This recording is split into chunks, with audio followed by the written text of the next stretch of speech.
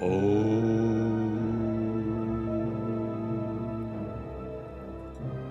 कृष्ण वंदे जगत गुरु। सनातन ज्ञान और विज्ञान में आपका स्वागत है। भक्तजनों, जैसा कि हम सामान्य बुद्धि के लोग हैं और हमने गीता का पाठ नहीं किया है, संस्कृत में लिखा है उसका अर्थ भी नहीं समझते, खाली भगवान में आस्था है इसके लिए हाथ जोड़कर पढ़ लेते हैं, सुन लेते हैं, भगवत गीता के प्रवचन सुनने चले जाते हैं। लेकिन हम 3 मिनट से 5 मिनट के बीच में आप इतना मोबाइल देखते हैं, सब्सक्राइब कीजिए, गीता का पाठ करेंगे, बहुत कल्याण होगा।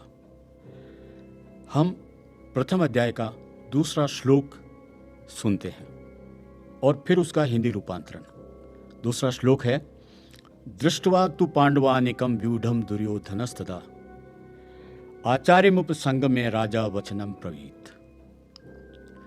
दुर्योधन जो है उसने देखा पांडवों के चक्रव्यूह की सेना को और उसे देखकर वो गए अपने गुरु आचार्य द्रोणाचार्य के पास और फिर वहां वचन बोले।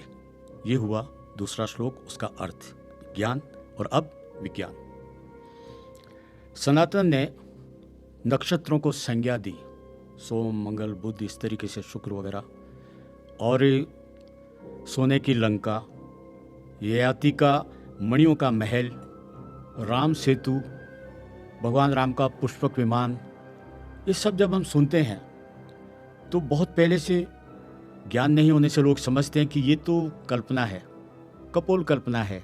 लेकिन आप थोड़ा सा देखिए साइंस की आज की प्रगति को। पुष्पक विमान आपके मन स्थिति से चलता था, आज भी विमान अपने आप चलने लगे हैं, रोबोट सर्विस देने लगे हैं। ठीक है, सोने की लंका, अरब के शेखों के पास सोने के जहाज हैं, क्या कुछ नहीं है, तो लंका होना कोई इतनी बड़ी बात नहीं है।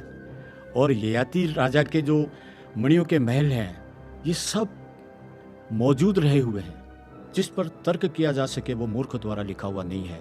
अज्ञान से हम जिद करके बोल देते हैं नहीं थे। राम सेतु आप मानेंगे, राम सेतु को किसी ने आंखों से देखा नहीं, बहुत पानी में था, जो लंका तक बनाया हुआ था। लेकिन जब नासा के सैटेलाइट ने फोटोज ली, अचानक उसमें राम सेतु नजर आया तो सब आश्चर्यचकित रह गए। अब वो मना नहीं कर सकते क्योंकि है। और देखिए ना, कुछ विद्वान आंख बंद करके मंदिर में बैठे रहते हैं और कहां से कहां विचरण करते हैं। मैं आपको आने वाले समय में ये भी बताऊंगा ये कैसे संभव है, क्योंकि हम एक ज़्यादा बड़ी लाइट को तो देख नहीं पाते, आंखें बंद हो जाती है, तो हम सारा कैसे समझेंगे हम कहां से आए हैं, कहां जाएंगे, कोई नहीं जानता। तो आज का सनातन ज्ञान विज्ञान यही समाप्त करते हैं। राधे श्याम शर्मा को आज्ञा दीजिए, फिर मिलेंगे गीता के संस्कृत के श्लोकों का पाठ करने के लिए आप और हम। जय श्री कृष्ण।